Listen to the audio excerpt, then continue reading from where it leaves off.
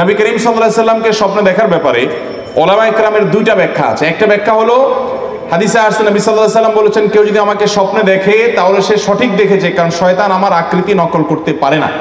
এই হাদিসের একটা ব্যাখ্যা হলো, অনেক উলামায়ে কেরামের ব্যাখ্যা হলো, সাহাবীরা যারা নবী সাল্লাল্লাহু আলাইহি সাল্লামকে চিনতেন, ওনার চেহারা মুখস্থ ছিল, তারা যদি স্বপ্নে দেখে তাইলে তিনি নবী সাল্লাল্লাহু আলাইহি সাল্লামই, শয়তান তার আকৃতি ধারণ করতে পারে না, এটা তাদের কথা। আমরা যারা নবী সাল্লাল্লাহু আলাইহি সাল্লাম কেমন ছিলেন, তার চেহারা রূপ কেমন ছিল আমরা দেখি নাই, তো আমরা যদি স্বপ্নে দেখি সেটা নবী আলাইহিস সালামের চেহারাও হতে পারে, আবার অন্য কাউকে আমার নবী সাল্লাল্লাহু আলাইহি সাল্লাম মনে হতে পারে, সেইটাও হওয়ার সম্ভাবনা আছে। এটা এক শ্রেণীর ওলামাদের মত। আর অন্য অনেক ওলামাদের মত হলো না, কেউ যদি স্বপ্নে দেখে, কেউ তাকে বললেন নবী সাল্লাল্লাহু আলাইহি সাল্লাম, অথবা তার মনে হতে নবী সাল্লাল্লাহু আলাইহি সাল্লাম, তাহলে তিনি কিয়ামত পর্যন্ত যেই দেখুক না কেন সে নবী করিম সাল্লাল্লাহু আলাইহি সাল্লামকেই স্বপ্নে দেখেছে, এবং এটি সন্দেহাতীতভাবে তার জন্য একটা শুভ সংবাদ যে তিনি নবী সাল্লাল্লাহু আলাইহি সাল্লামকে স্বপ্নে দেখেছেন। যদিও এই স্বপ্নে দেখলেই তিনি নিশ্চিত হয়ে যাবেন তাহলে আমি সাহাবী হয়ে গেলাম, আমি জান্নাতে চলে গেলাম, এরকমটি মনে করার কোনো সুযোগ নাই। নেক আমল আমাদেরকে অব্যাহত রাখতে হবে। বাকি কারোর স্বপ্ন কেউ দেখার পর যদি সন্দেহ করে অন্য কেউ, না তুমি দেখো নাই বা নবীকে দেখো না, অন্য কাউকে দেখছো, তাহলে তার এর কারণে ঈমানের ক্ষতি হবে না।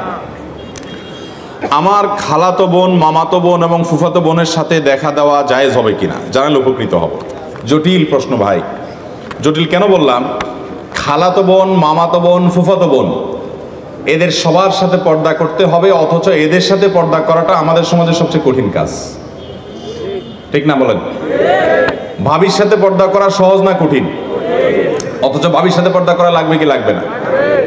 আমাদের সমাজে ভাবি এবং দেবর সম্পর্কটা, এটাকে দেখানো হয় এক ধরনের খুনসুটি করার রাইট, অধিকার আছে এই টাইপের সম্পর্ক হিসাবে, ঠিক কিনা বলেন?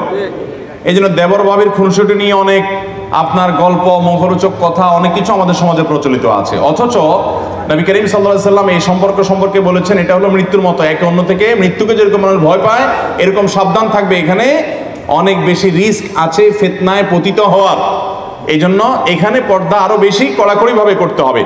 খালাতো বোন, মামাতো বোন, ফুফাতো বোন ছোট থাকলে তো ভিন্ন কথা, কিন্তু যখন তারা পর্দার আওতায় চলে আসবে তখন তাদের সাথে অবশ্যই পর্দা মেনটেন করতে হবে। পর্দা মেনটেন না করার কারণে তলে তলে কত গুনাহ, কত অপরাধ, কত জেনা, কত সম্পর্ক নষ্ট হচ্ছে, কত জটিল পরিস্থিতি তৈরি হচ্ছে, আমরা সেটা অনেকেই জানি না। বিধায় এই খালাতো বোন, মামাতো বোন, ফুফাতো বোনের সাথে পর্দা করতে হবে। ঠিক একই কথায় বোনদের ক্ষেত্রে প্রযোজ্য, তারা তাদের খালাতো ভাই, মামাতো ভাই, ফুফাতো ভাইদের সাথে এবং এর সাথে চাচাতো ভাইও যোগ করেন, তাদের সাথেও পর্দা মেনটেন করতে হবে এবং তাদের সাথে দেখা দেওয়া জায়েজ হবে না। এরপর প্রশ্ন হলো, আমার শারীরিক অক্ষমতার জন্য ভালোবেসে বিয়ে করতে চাই, কিন্তু বাবা মা রাজি নন। তারা যার সাথে বিয়ে করাতে চায় তাদের আমি ভরসা করতে পারছি না, আমি কি বাবা মার অমতে বিয়ে করতে পারবো? সম্ভবত ভাই শারীরিকভাবে কোনো হয়তো তিনি বিকলাঙ্গ বা কোনো প্রকার মাজুর বা কোনো সমস্যা আছে, এই জন্য হয়তো তিনি সেরকম চিন্তা করছেন। যদি এরকম হয় তাহলে সেক্ষেত্রে বাবা মাকে আপনি বুঝিয়ে আপনার কথার পক্ষে আনার চেষ্টা করবেন। যদি তার বাবা মাকে সেটা আপনি করতে না পারেন, বোঝাতে না পারেন, অনেক বাবা মা আছে শুধু পয়সা ছাড়া আর কিচ্ছু চায় না। ছেলে চায় একটা দিনদার মেয়ে, মেয়ে চায় একটা দিনদার ছেলে, কিন্তু কপাল পোড়া বাপ মা ভালো ছেলে মেয়ে পাওয়ার পরেও কদর করে না, বরং তারা চায় কি? টাকা পয়সা। এই জন্য যে একটা কথা আছে না, যে আজকাল যত বিয়ে হয় মানুষের সাথে মানুষের বিয়ে হয় খুব কম, বেশিরভাগ হয় টাকার বস্তার সাথে ময়দার বস্তা। এক পক্ষ ময়দার বস্তা, আরেক পক্ষ টাকার বস্তা। আল্লাহ তাআলা আমাদের মানুষের সাথে মানুষের বিয়ে করার তৌফিক দান। তো বাপ মারা যদি এরকম হয় তাহলে সেক্ষেত্রে তাদের কথা না মানার অধিকার বা রাইট আপনার থাকবে, কিন্তু পুরো বিষয়টা পর্যালোচনা করতে হবে যে কোন পর্যায়ে। এরপরে প্রশ্ন হলো, আমাকে প্রতিদিন ট্রেনে আমার দায়িত্ব পালন করতে হয়, যার কারণে আমাকে বিভিন্ন গন্তব্যে যেতে হয়, কখনো 300 মাইল বা কখনো 70 মাইল, 100 মাইল, 50 মাইল। সময়ের হিসাবে 2 দিন বা 3 দিন, কখনো 10-12 ঘন্টা। আমার ডিউটিকালীন অবস্থায় নামাজগুলো কি কসর হবে, আদায় করব নাকি পুরো নামাজ আদায় করব? আপনি যদি ডিউটির অংশ হিসাবেও থাকেন, অনেক ট্রাক ড্রাইভার ভাইরা আছেন, বাস ড্রাইভার ভাইরা আছেন, বা সাধারণ কোনো প্রাইভেট গাড়ি ড্রাইভার আছেন যে দূর দূরান্তে যান, তাহলে তারা এই জায়গাগুলোতে যথাসম্ভব যে এই জায়গাগুলোতে তারা সফরের নামাজ পড়বেন, অর্থাৎ কসর পড়বেন, যেহেতু তারা সফরে আছেন। যদিও তিনি ডিউটিতে আছেন, তারপর তিনি কি থাকছেন? কসরেই আছেন। বিদায় তিনি সফরে আসার জন্য কসরের নামাজ পড়বেন।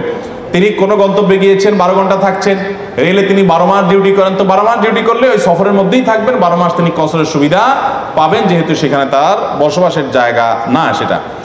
হিন্দু বন্ধুর বিয়েতে দাওয়াত খাওয়া জায়েজ হবে কিনা জানালে উপকৃত হব। হিন্দু বন্ধু তিনি যদি দাওয়াত দেয় আপনাকে, তাহলে সেক্ষেত্রে সাধারণ দাওয়াত খাওয়া যাবে, তাকে অন্তঃস্থল থেকে শিরক করে, সে আল্লাহকে বিশ্বাস করে না, সেই জায়গা থেকে আপনি সেই অবস্থানে তাকে আপনি রাখবেন না, কিন্তু তার সাথে সাধারণ সম্প্রীতি বজায় রাখা এবং আপনার সামাজিক অন্যান্য কর্মকাণ্ডগুলো করা, লেনদেন করা, এগুলো না জায়েজ নয়। ঠিক একইভাবে সে আপনাকে কোনো খাবার দিয়েছে, এটা খাওয়া আপনার জন্য জায়েজ হবে যদি খাবারটা হালাল হয়, আপনাকে কোনো উপহার দিয়েছে সেটা নেওয়া জায়েজ হবে আপনার জন্য যদি হালাল হয়। সাধারণত হিন্দুদের বিয়ের অনুষ্ঠানে যে আনুষ্ঠানিকতা আছে সেটার মধ্যে শিরকের উপাদান থাকে। শিরকের উপাদান থাকার কারণে শিরকের মজলিসে যাওয়া সুস্পষ্টভাবে হাদিসে নিষেধ। এমনিতে কোনো ভোজন অনুষ্ঠান, এমনি কোনো আনুষ্ঠানিকতা বা পারিবারিক অনুষ্ঠানে যদি আপনি যেতে চান, সেখানে আপনি যেতে পারেন। ওই যে আপনার মধ্যে ঈমানের যে ওয়ালা এবং বারার যে দাবি আছে সেটার কোনো ঘাটতি হতে পারবে। নবী করিম সাল্লাল্লাহু আলাইহি সাল্লামকে একজন ইহুদি মহিলা দাওয়াত করেছেন, তিনি সেই দাওয়াত গ্রহণ করেছেন, আবার অনেক মুসলিমকে খাইয়েছেন। আল্লাহ রাব্বুল আলামিন সবগুলো কথা অনুযায়ী আমাদেরকে আমল করার তৌফিক দান করুন। এরপর প্রশ্ন হলো, আমার মা আমার খালাতো বোনের সাথে আমার বিয়ে ঠিক করে, হঠাৎ তাদের মধ্যে টাকা নিয়ে ঝগড়া হয় এবং বিয়ে বন্ধ হয়। আমি আর আমার খালাতো বোন সাক্ষী ছাড়া কাজী অফিসে গিয়ে বিয়ে করে ফেলি এবং যে যার বাসায় আসি। এখন আমাদের সম্পর্ক কেউ মানছে না, আমাদের জোর করে অন্য জায়গায় বিয়ে দিতে চায়, বিয়ে না করলে জাহান্নামে যাওয়ার অভিশাপ দেয়, কাজীকে টাকা দিয়ে বিয়ে বাতিল করে। এখন আমরা কি করব? জটিল প্রশ্ন ভাই। খালাতো বোনের সাথে বিয়ে ঠিক হয়েছে, এর মধ্যে টাকা নিয়ে ঝগড়া হয়ে বিয়ে ভেঙে ফেলছে। ওই যে একটু আগে বললাম, বাবা মা বেশিরভাগ ক্ষেত্রে অনেক ফ্যামিলিতে দেখা যায় যে টাকা পয়সার হিসাব নিকাশের উপর ভিত্তি করে ছেলে মেয়েদের বিয়ে ঠিক করে। তো এরকম যদি হয়, দিনদারিকে তারা প্রাধান্য না দেয়, তাহলে সেক্ষেত্রে আপনি দিনদারিকে প্রাধান্য দিয়ে বিয়ে করতে পারবেন। এখন কতটা আপনি আপনার খালাতো বোনকে বিয়ে করছেন কিসের কারণে? যদি বলেন যে দিনদারিতার কারণে, তার মধ্যে দিনদারিতা আছে, তাহলে সেক্ষেত্রে সেও মা বাবার অবাধ্য হয়ে এরকম কাজী অফিসে গিয়ে এরকম, আচ্ছা পালায় পুলায় বিয়ে করতে হবে কেন ভাই বলেন তো? পালায় তো করে চোর চুরি করে, সাধারণত চোর চুরি করে কি করে? তো এখন বিয়েই যখন করতে হবে তো দুইজন মিলে পালায় যায়, এটা কেমন কথা? যথাসম্ভব অভিভাবকদেরকে সম্মত করে নিজের দাবি আদায় করার চেষ্টা করবেন। হ্যাঁ, এক্সেপশন হতে পারে যে অভিভাবকরা আমাকে যে পথে যেতে বলছেন সেখানে গেলে আমি আল্লাহর বিধান লঙ্ঘন করতে হবে, হারামে লিপ্ত হতে হবে, আমার ঈমান আমল নষ্ট হয়ে যাবে, তখন আপনি বিকল্প পথে যেতে পারেন। এই জন্য ইন্ডিভিজুয়াল এই সমস্ত কেসগুলো কোনো দক্ষ আলেমের সাথে দেখা করে বিস্তারিত বলে তারপরে পরামর্শ নেবেন। আমরা মৌলিক শুধুমাত্র নীতিমালা বললাম।